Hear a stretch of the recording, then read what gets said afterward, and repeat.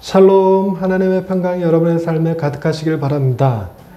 우리가 신앙생활을 할 때 이 신앙생활이 우리에게 위로가 되고 힘이 되는 것은 신앙생활이 가지는 어떤 한 특징 때문에 그렇게 표현되어집니다.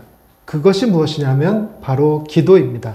기도할 수 있는데 뭘 걱정하느냐, 기도할 수 있는데 왜 두려워하느냐 라는 찬양이 있을 정도로 기도는 신앙인들이 살아가는 삶을 담대하게 만들어주는 하나의 도구입니다.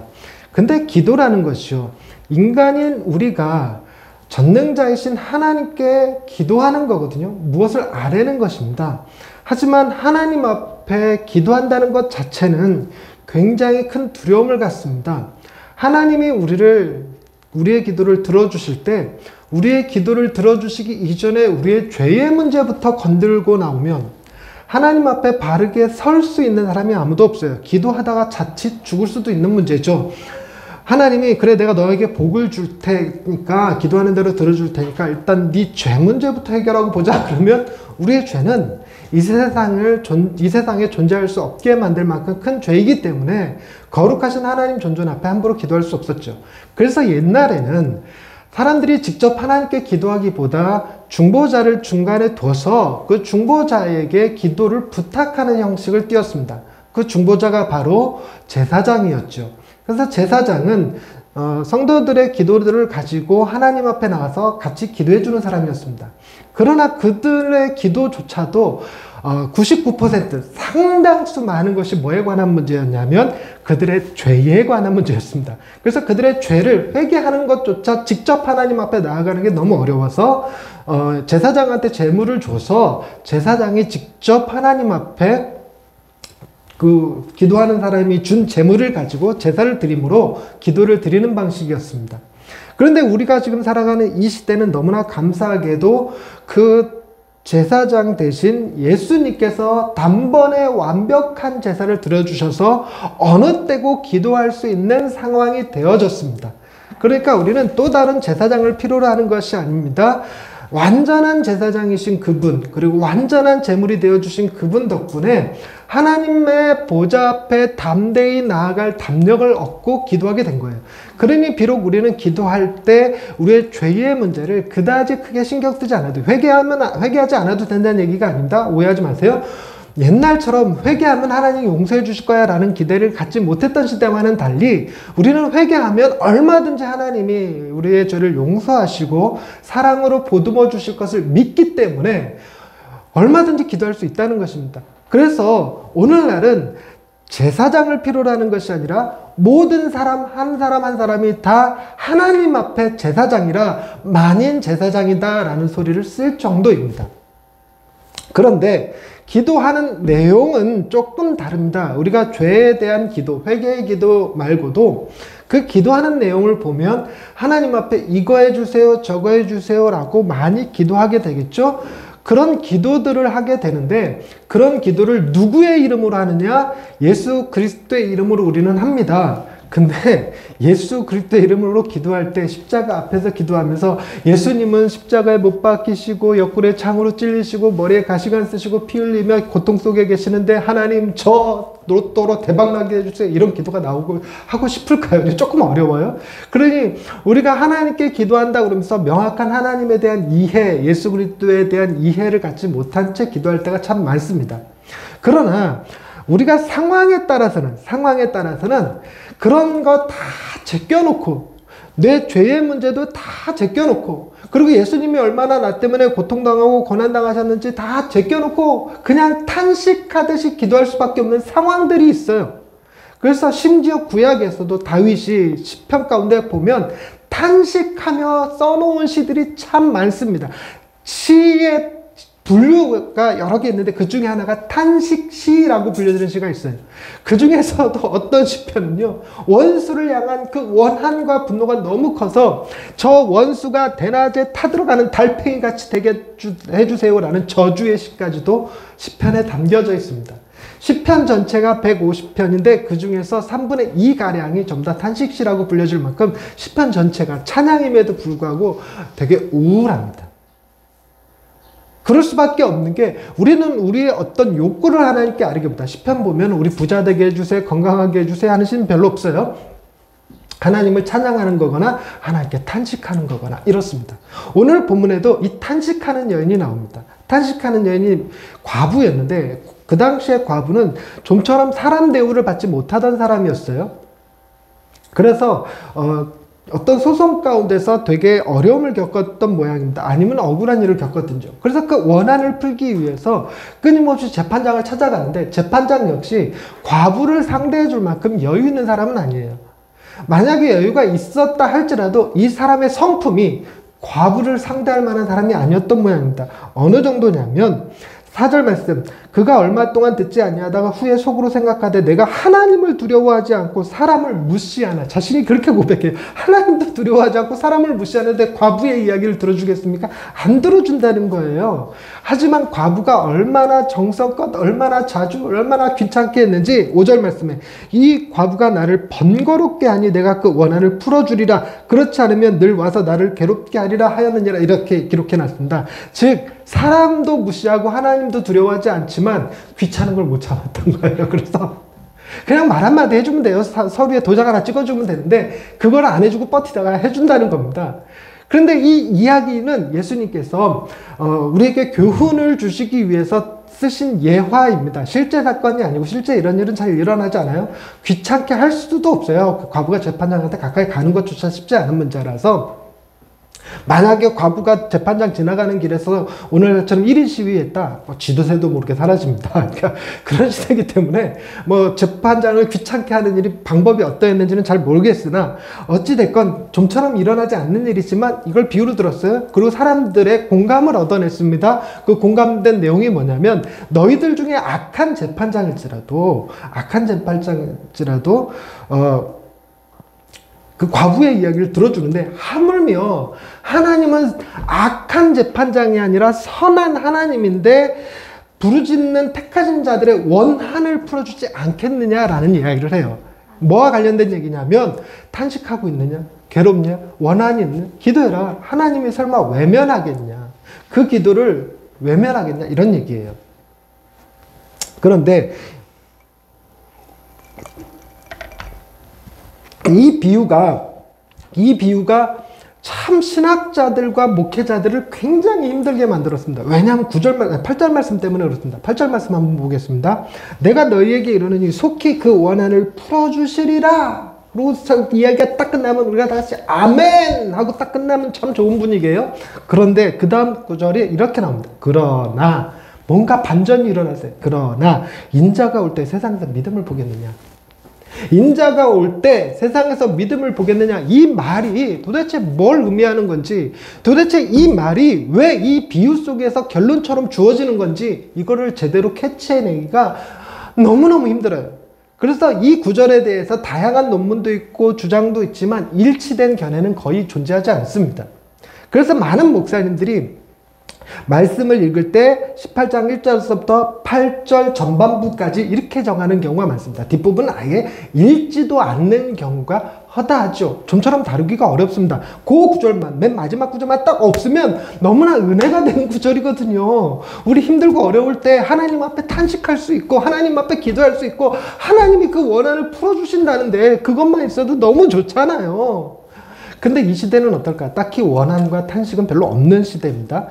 우크라이나 같은 상황이나 IT 같은 상황이면 원한과 탄식이 존재할 수 있겠지만 하나님이 우리나라에 얼마나 많은 복을 주셨는지 우리나라에서는 딱히 이런 원한과 탄식이 지금 현재는 존재하지 않아요. 80년대라면 억울하게 삼천교육대 끌려간 사람이라든가 안기부에 끌려간 가족들은 되게 원한이 있기 때문에 이제 그런 기도가 어쩔 수 없이 나올 수 있을 것 같은데 어찌됐건 하나님이 그 원한을 풀어주시던 풀어주시지 않던 간에 종교가 가지는 힘, 그게 기도라고 그랬죠. 아무데도 도움을 호소할 길이 없을 때 하나님께라도 기도할 수 있다는 게 얼마나 감사한지요. 하나님이 그때 너의 죄의 문제를 다루겠다 하지 않으신다는 거예요. 너의 욕심에 관한 문제를 논하자는 게 아닙니다. 하나님이 그 고통 가운데 있는 우리의 마음을 이해하시고 돌봐주시겠다, 원한을 풀어주시겠다, 그런 의미로 받아들여지니 참 좋죠. 그리고 어차피 이 본문의 처음 시작 부분이 이렇습니다. 1절, 2절인데요. 1절 말씀인데요.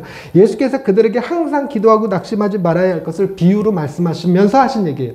낙심하지 마세요. 항상 기도하고 낙심하지 말아야 된다. 사람이 기도하면서 왜 낙심할까? 기도하면서 낙심하는 이유는 하나죠. 기도해도 소용없더라. 이게 낙심이에요. 기도해도 소용없더라. 여러분, 실제로 우리 삶에서 기도해도 소용없더라, 기도하니까 응답되더라 보다 훨씬 많습니다. 여러분이 기도해갖고 응답된 것보다 아직도 여전히 기도해야 되는 것들이 많죠.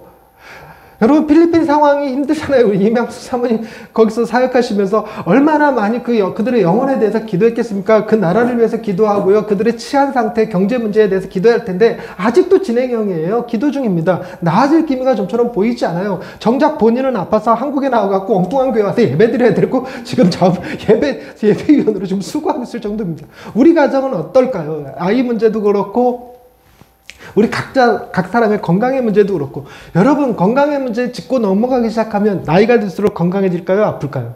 점점 심해져요.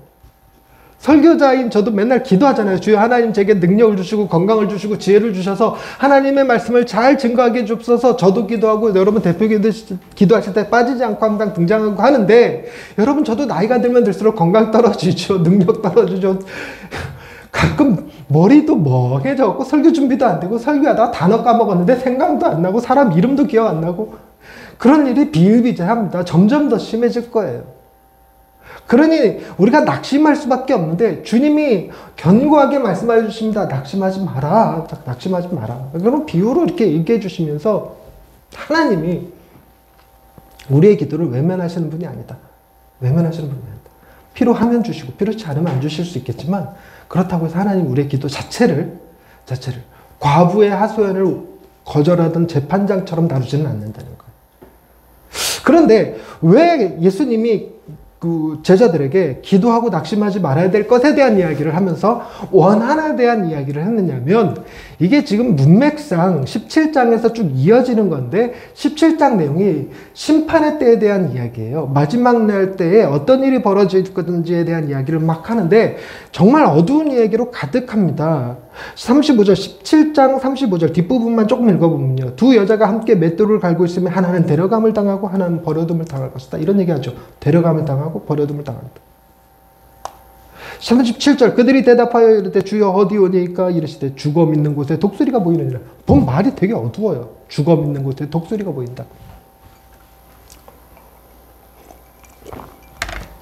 이럴 때 사람들이 뭘 해야 되느냐면 기도해야 된다는 거예요. 세상이 종말을 향해 다가가고 어두워지고 정말 하나님이 오셔서 누구는 버리고 누구는 데려갈 것 같은 이런 상황들이 벌어질 때, 그때 그 버려짐을 당하고 데려감을 당하는 사람이 뭐 구별이 있는 게 아니에요. 둘 다 그냥 맷돌 갈고 있었어요. 맷돌 갈고 있었는데 하나 없어지는 거죠. 이런 상황에서 데려가는 사람은 축복이고 버려진 사람은 굉장히 고통스러워요. 고통스러운 이 땅을 계속 살아야 되는 거예요. 그런 상황에서 낙심이 되는 건 뭐냐면, 과연 나는 데려감의 대상일까 버려짐의 대상일까? 여러분들은 데려감의 대상입니까 버려짐의 대상입니까? 두렵잖아요. 두려워요. 기도합니다.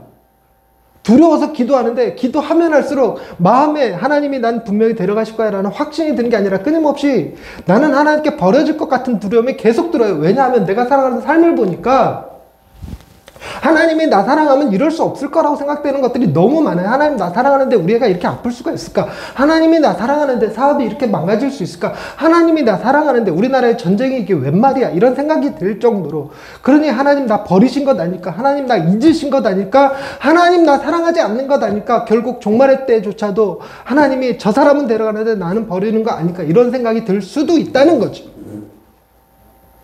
이게 마음의 낙심이에요. 이런 기도는요, 정말로 주님이 오셔서 우리를 둘 중에 하나 데려가고 버리고 결과를 보기 전까지는요, 계속 낙심입니다. 여러분, 우리 건강검진 받고 건강검진 결과 나올 때까지 얼마나 두렵습니까? 여러분, 건강검진하고 뭘 하나 딱 떼는데 뭐라고 그러냐면 조직검사 해봐야 됩니다. 이 말 듣고 조직검사 결과 나올 때까지 얼마나 두려워요.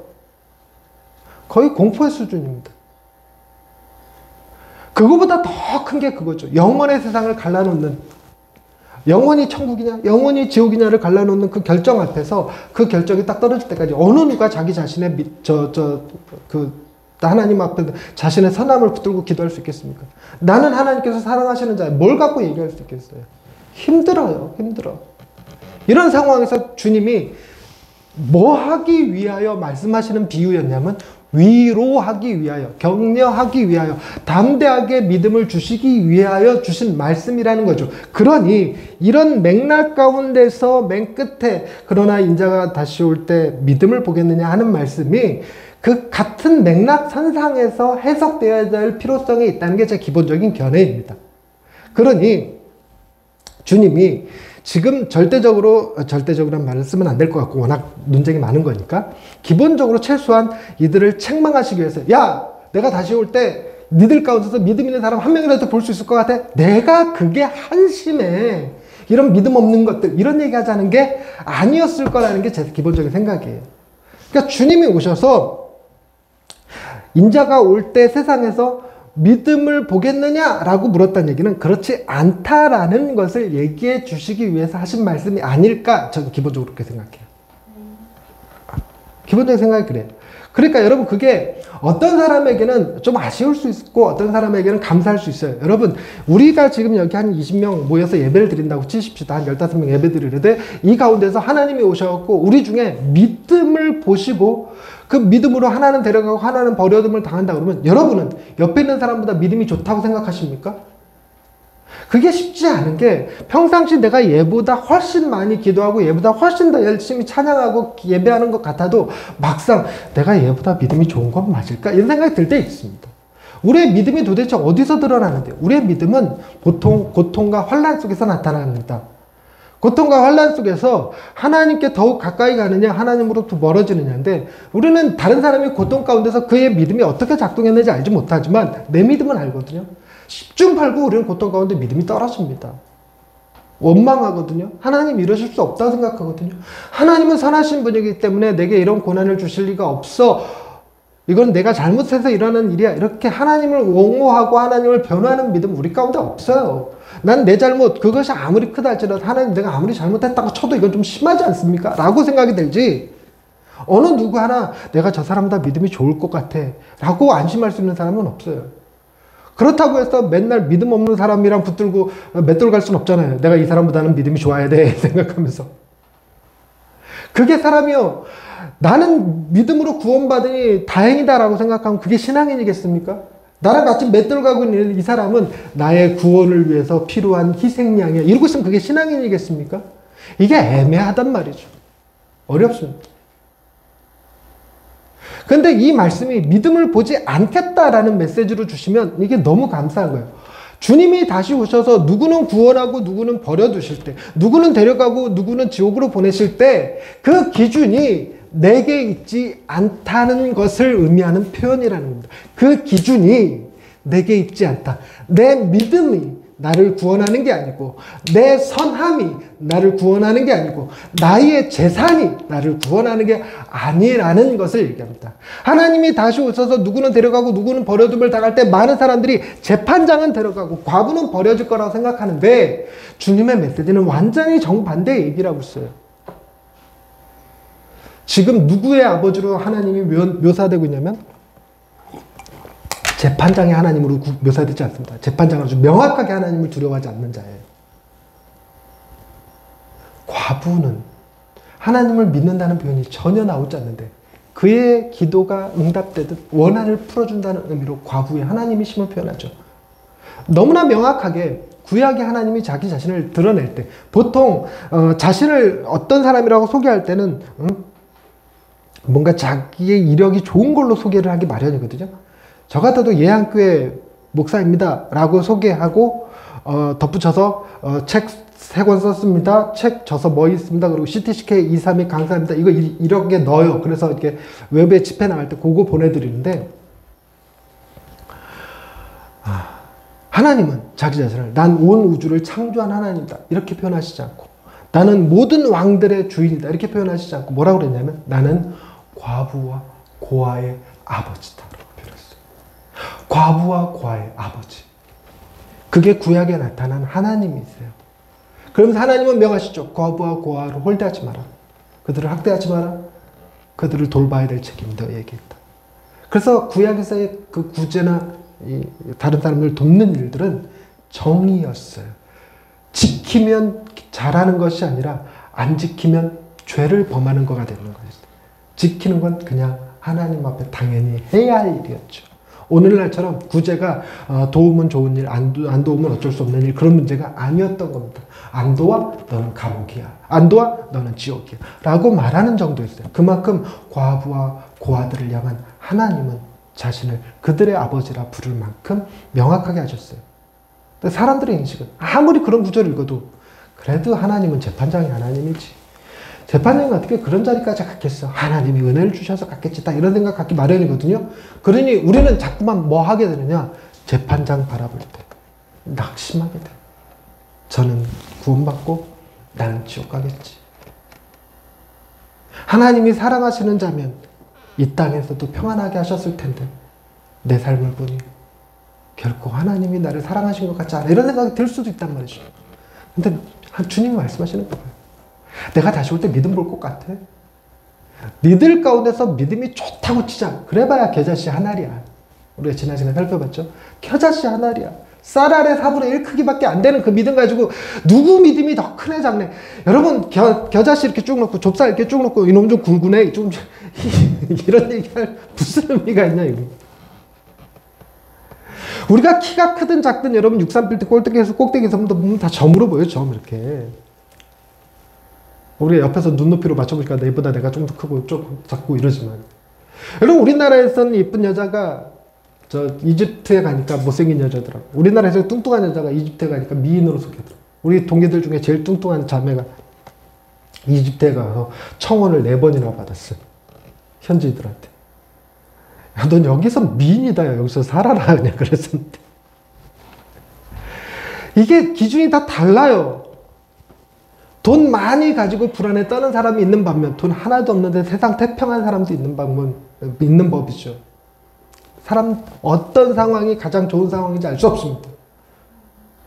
그러니 내가 가진 것으로 하나님 내가 그래도 박사까지 공부했고 내가 그래도 교회 담임 목사고 내가 그래도 교회 건축을 몇 개를 했고 내가 그래도 선교사님 몇 명을 파송했고 내가 그래도 한 나라를 변화시켰고 그래도 하나님은 그것이 너의 구원의 조건이 되지 않는다 말씀하시는 거죠.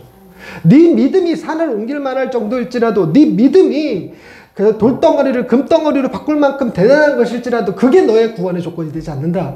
만약에 그런 것이 구원의 조건이 되면 우리는 계속 불안에 떨어야 되고 두렵습니다. 교회에 나와서 예배하는 이것이요 기쁨의 자리가 아니라 긴장의 자리예요. 이 예배를 어떻게 드리냐에 따라서 내가 구원을 받고 못 받고 결정된다면 여러분 긴장돼서 교회에 어떻게 나옵니까? 그 긴장을 너무 풀어준 것도 문제 같긴 해. 여러분 지각하면 지옥 갈 거란 생각 안 드십니까 혹시? 예배 빠지면 지옥 갈 거란 생각 안 드십니까 혹시? 아니 그렇게 써있지 않아서 좋기는 하면서 한편으로는 앞에서 이끌고 가는 사람 좀 불편해요. 그런 것도 좀 써있고 그러면 좀 말이지. 이런 거 갖고 협박하다가 그렇게 시다하고 천국에 나가겠어. 이런 말 한마디로 통제 딱 하면 딱 좋을 텐데. 우리는 입으로 신하여 구원에 간다. 이렇게 믿어버리지 뭐. 그게 은혜로 다가오니 어쩔 도리가 없는 거죠. 그러나 내가 구원받는다고 생각하면 그것만큼 감사한 게 없습니다. 저 역시 우리들 가운데 쳐서 내 믿음이 제일 좋아. 이렇게 말할 수 없어요. 뿐만 아니라 우리들 가운데서 내 믿음이 제일 좋아. 그러니 나는 데려감을 당할 거야. 이게 저는 행복하지 않습니다. 그럼 이 중에서 누군가는 버려진단 말이야? 이게 두려워요. 그 버려짐의 대상이 내 자식이면 어떡할 거예요? 그게 너무 두려워요. 내가 기껏 이들을 위해서 기도하고 목회했는데 내가 목회한 내 대상들이 전부 다 버려짐을 당하는 대상들이야? 얼마나 두려워요.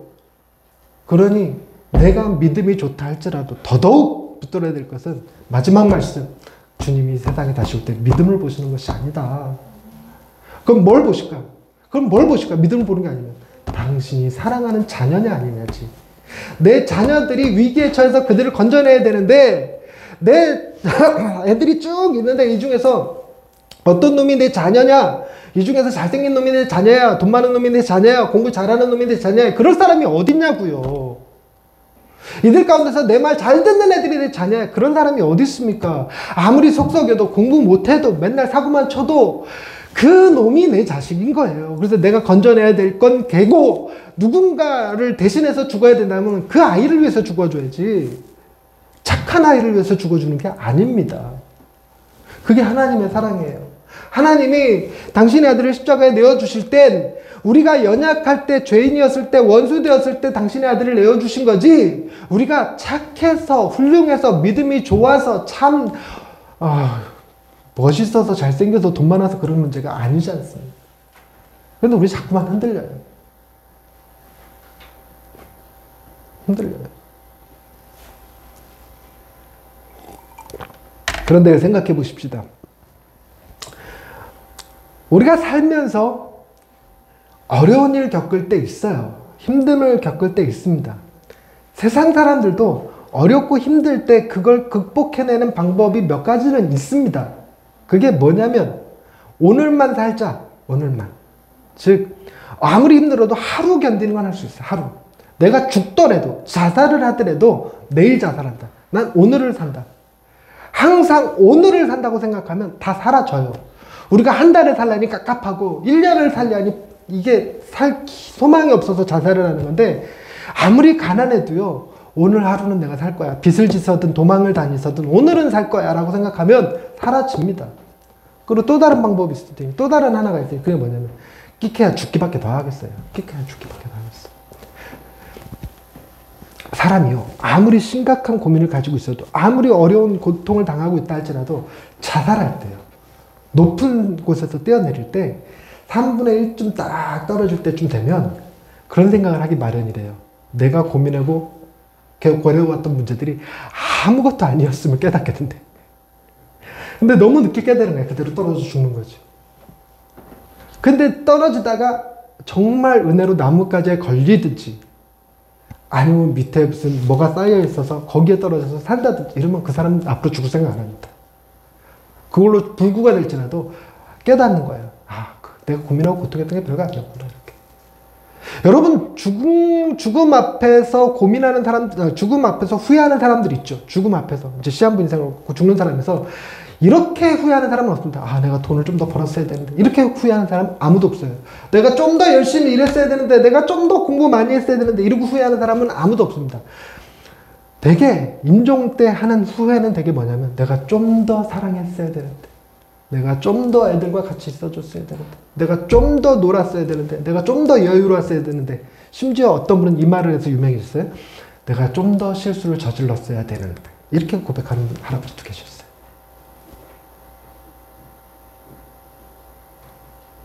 무슨 얘기냐? 우리가 세상을 살면서 힘들고 어려운 일, 그것은 우리에게 종말이 있다는 사실을 잊어버렸을 때 나오는 거예요. 우리에게 종말이 있다고 생각할 때 우리는 그 문제가 내 모든 문제를 아무것도 아닌 것처럼 만들어줍니다. 뭐가 해결되면 괜찮냐면, 그 종말의 때에 나는 데려감의 대상이다. 나는 구원받는다. 하나님이 나를 구원하시고 내 사랑하는 이들을 구원하시고 우리 모두를 구원하실 것이다 라는 믿음이, 그 고백이 지금 내가 겪고 있는 감기의 문제, 코로나의 문제, 경제의 문제를 완벽히는 아닐지라도 조금 가볍게 여길 수 있게 만들어줍니다. 그게요, 옳다 그르다의 문제가 아니라 모든 문제는 조금 가볍게 여길 때 쉽게 풀려요. 조금 가볍게 여길 때 쉽게 풀립니다. 안 그러면 눌려서 우리가 올바른 판단을 못해요. 해결책을 찾기가 어렵습니다. 놀랍게도 주님은 종말의 때를 얘기하시고, 기도하면 낙심하지 말아야 될 것을 얘기하시며, 마지막 때에 내가 너희의 믿음을 보겠느냐 말씀하신다는 거죠. 그게 우리에게 희망이고 소망입니다. 그럼 우리의 구원은 어떻게 해결될까요? 내가 너희를 위해서 목숨을 내줘. 나의 죽음과 부활이, 그게 너의 구원의 조건이란다. 그래서 주님의 구원은, 하나님의 구원은 무조건적이면서 동시에 조건적이다.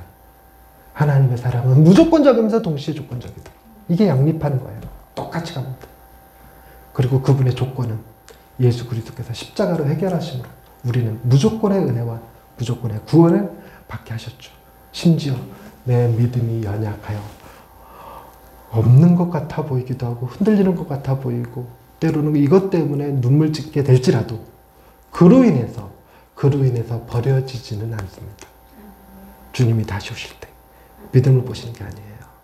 과부라 할지라도 하나님은 재판장이 아니라 그를 구원하시고 재판장이 아니라 그의 기도를 들으시는 분입니다. 하나님은 저와 여러분을 영원토록 변함없이 오직 그분의 뜻과 주권으로 사랑하고 계십니다. 기도하십시다. 하나님, 우리의 믿음이 흔들려 세상 가운데 고통과 고민과 번민에 빠져 있을 때가 있습니다. 과연 하나님은 나 사랑하시는 걸까? 하나님은 나를 잊으신 것은 아닐까? 괴로워할 때도 있습니다. 때로는 나의 연약한 믿음 때문에 괴로울 때가 있습니다. 왜 이렇게 믿음이 없는지, 내가 왜 이렇게 흔들리는지, 이러고도 내가 신앙인지 자책이 될 때도 있습니다. 그러나 주님의 말씀이 오늘 내게 위로를 줍니다. 주님은 결코 탄식할 때 우리의 기도를 외면하지 않으시고 다시 오실 때 우리에게서 믿음을 보시는 것이 아니라 오직 하나님 당신의 주권과 계획에 따라 베푸신 사랑으로 우리를 구원하실 것을 믿습니다. 그 믿음 가지고 주님의 사랑 붙들고 주여 이 세상도 능히 견디며 즐기며 담대하게 살아갈 수 있는 예양의 식구들 다 되게 하옵소서. 예수님의 이름으로 기도드립니다. 아멘.